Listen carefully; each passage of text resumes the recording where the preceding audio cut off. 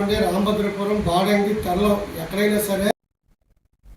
విజయనగరం జిల్లా బొబ్బిలి మున్సిపల్ కార్యాలయంలో MLA RVS KK Rangarao, BUDA chairman Tentu Lakshmananaidu, municipal chairman Rambarki Sarath media సమావేశం నిర్వహించారు. టీడీపీ పాలకవర్గం 10 నెలల్లో సుమారు 10 కోట్లతో అభివృద్ధి పనులు చేపట్టి పలు సమస్యలను పరిష్కరించిందని ఎమ్మెల్యే తెలిపారు. త్రాగునీటి సమస్య పరిష్కారానికి సువర్ణముఖి నది నుంచి 123 కోట్లతో పైప్లైన్ ప్రాజెక్టు చేపట్టనున్నట్లుగా చెప్పారు. అలాగే టిట్కో ఇళ్ల నిర్మాణాలను పూర్తి చేసి త్వరలో లబ్ధిదారులకు అందజేస్తామన్నారు. పట్టణ అభివృద్ధికి సహకరించిన పాలకవర్గ సభ్యులు, మున్సిపల్ సిబ్బందిని ఆయన అభినందించారు. ఈ కార్యక్రమంలో బుడా చైర్మన్ తెంటు లక్ష్మణనాయుడు, చైర్మన్ రాంబర్కి శరత్ కూడా పట్టణ అభివృద్ధిపై తమ అభిప్రాయాలు వెల్లడించారు.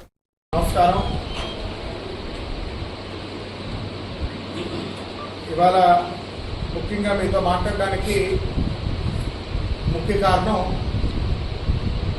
రేపు 17వ తారీఖుతో పురపాలక సంఘ కార్యవర్గం యొక్క కాలపరిమితి ముగిస్తున్న సందర్భంగా గత 10 నెలలుగా ప్రజాపాలన అనేది ఎలాగుంటుందో,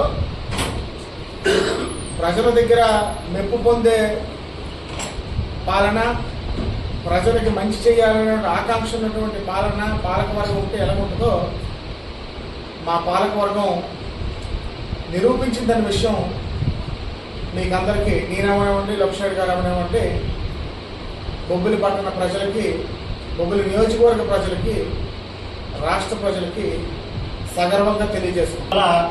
వైసీపీ పాలన ఈ విధంగా ఉంది. కేవలం 10 నెలల్లోనే ఎంత మార్పు, ఎంత అభివృద్ధి తెలుగుదేశం పార్టీ హయాంలోని.